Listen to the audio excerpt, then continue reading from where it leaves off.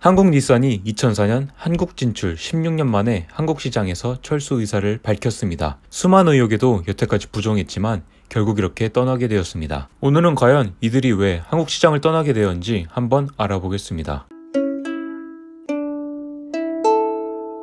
대다수의 사람들은 아마 일본차 불매운동을 생각하실 겁니다. 그것도 큰 원인이라 볼 수 있습니다. 2019년 7월 아베 신조의 무역 분쟁 조치로부터 시작된 일본 불매운동은 다양한 업계에 영향을 끼쳤지만 자동차 업계는 그중 피해가 큰 편이었습니다. 매년 판매량 상위권에 들던 렉서스가 순위에 사라진 것은 물론이고 판매량의 절반 이상 감소한 업체도 있었습니다. 실제로 유튜브에 일본차 리뷰 영상만 올려도 비난이 쏟아지고 길거리에서 일본차가 테러당하는 것들을 보면은 예비 구매자들도 선뜻 구매하기 쉽지 않았을 겁니다. 이러한 영향으로 판매량이 작았던 한국 닛산이 철수할 것이란 루머가 계속 돌긴 했지만 한국 닛산은 항상 아니라고 부인했습니다. 지속적인 마케팅과 할인 공세에도 나아질 기세가 없어 보이자 드디어 2020년 5월 28일 철수를 발표했습니다. 이 철수 발표에 반일 감정이 많던 분들은 드디어 우리가 승리했다는 생각을 하실 수도 있습니다. 물론 불매운동의 영향이 컸던 건 사실입니다. 하지만 근본적으로 닛산의 경쟁력 부족이 더욱 크다고 생각합니다. 실제로 최근까지 닛산이 한국 시장에서 팔던 차종은 알티마, 맥시마, 전기차 리프입니다. 저렴한 가격으로 유명했던 알티마 말고는 사실 도로에서 보기 힘든 차량들입니다. 외국에서 팔고 있는 다른 모델들을 보더라도 한국 시장에서 더 이상 흥행을 이끌 만한 차량은 찾아보기 힘듭니다. 또한 신차 개발 지원 문제도 심각합니다. 대표적인 예로 닛산의 명차로 꼽히는 GTR만 봐도 출시된 지 약 12년 정도가 되어가는 차량입니다. 하지만 모델 변경에 대한 소식은 들리지 않습니다. 이 문제는 닛산의 고급 브랜드인 인피니티에도 동일하게 적용됩니다. 인피니티의 경우 가장 큰 문제는 차량의 노후화로 인한 경쟁력 부족입니다. 인피니티의 핵심이나 다름없는 Q50만 봐도 그렇습니다. 뛰어난 가성비로 속된 말로 강남 양카라는 별명이 붙을 정도로 인기를 끌던 G 시리즈의 후속이 맞나 싶을 정도입니다. 브랜드의 간판이란 차량이 2013년 공개 후 한 번의 부분 변경을 제외하곤 딱히 나아지는 모습을 볼 수 없습니다. 출시된 지 7년이 된 차량이면 모델 변경에 대한 소식이 나올 만한데도 이 차량 또한 어떠한 소식도 들리지 않습니다. 그나마 최근에 나왔던 QX50이 잠깐은 흥행하나 싶었지만 불매운동과 함께 존재감을 잃어버렸습니다. 이쯤 되면 한국 시장 외에도 닛산의 전반적인 경영 능력에 문제가 있다고 생각해 볼 수 있습니다. 닛산을 화려하게 부활시킨 카를로스 곤 회장을 구속하려 했던 사건만 봐도 정상적인 경영 활동이 이루어지기 어려운 것을 예측해 볼 수 있습니다. 2019년도에 닛산은 약 7조 7,185억 원에 달하는 손실을 기록하면서 심각한 위기를 직면했다고 볼 수 있습니다. 이와 관련하여 한국 시장 철수뿐만 아니라 인도네시아 공장, 스페인 바르셀로나 공장 또한 폐쇄할 것이라고 밝혔습니다. 앞으로 코로나 사태와 더불어 경제 상황은 더욱 나빠질 것으로 보입니다. 이런 위기를 잘 극복하려면 닛산도 과감한 전략이 필요해 보입니다. 남의 나라, 특히 일본 회사를 응원하는 오지랖까진 보이기 싫습니다. 하지만 차를 좋아하는 사람으로서 한편으론 GTR 같은 명차를 당분간 보기 어려울 것 같다는 생각에 아쉬움이 느껴지기도 합니다. 오늘 영상은 여기서 마치겠습니다. 댓글에 이와 관련된 의견을 남겨주시면 감사하겠습니다. 구독과 좋아요는 큰 힘이 됩니다. 시청해주신 분들 모두 감사합니다.